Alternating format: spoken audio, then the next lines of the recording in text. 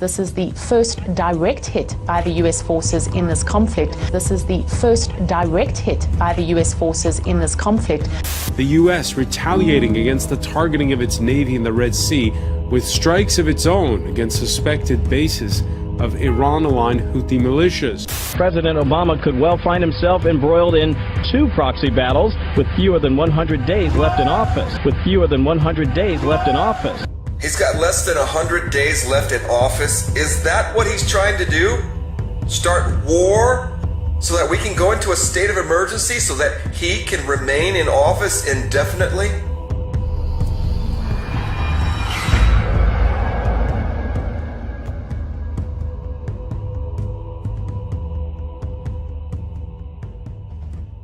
Syria burns and Libya teeters. Civilians are bearing the brunt of another Arab world civil war. The rest of the planet largely indifferent to the plight of Yemen until two events in the past week. First, the weekend Saudi-led airstrike against a funeral wake in the capital that left 142 dead. And now, the U.S. retaliating against the targeting of its navy in the Red Sea with strikes of its own against suspected bases of Iran-aligned Houthi militias.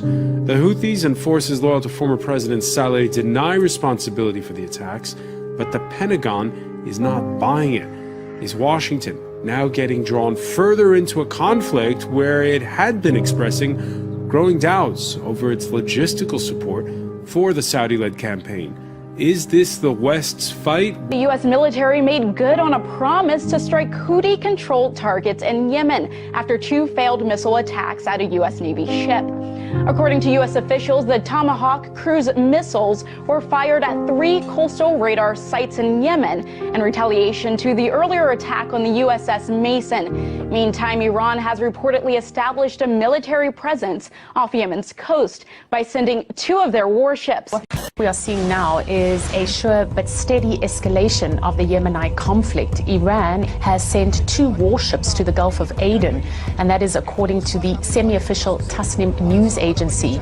This allows Iran now to establish a military presence in the waters off Yemen, the same waters where the U.S. military launched cruise missile strikes on areas that are controlled by Iran-backed Houthi forces. Now, the United States has said that it was targeting Houthi-controlled radar sites. This is the first direct hit by the U.S. forces in this conflict, and this is how Washington explained its actions. These limited self-defense strikes were conducted to protect our personnel, our ships, our freedom of navigation in this important maritime passageway. The United States will respond to any further threat to our ships and commercial traffic. This is an Iranian-linked group that is waging a proxy war against Saudi Arabian allies in Yemen. And whether it likes it or not, the U.S. has to take a side in that struggle. Phillips is concerned that this latest problem in Yemen could lead to a proxy war with Iran. Couple that with the ongoing U.S. entanglement in Syria opposite the Russian-backed Assad regime, and he says President Obama could well find himself embroiled in 2 proxy battles with fewer than 100 days left in office.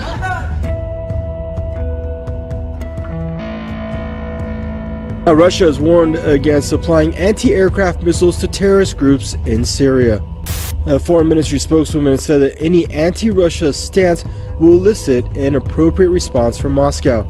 Warning comes amid reports that some regional countries may arm terrorists with ground-to-surface missiles. Takfiri militants in Syria have recently acknowledged that they received Grad missiles from their foreign backers. A rise in foreign support for terror groups comes as a Syrian army is advancing against them on several fronts.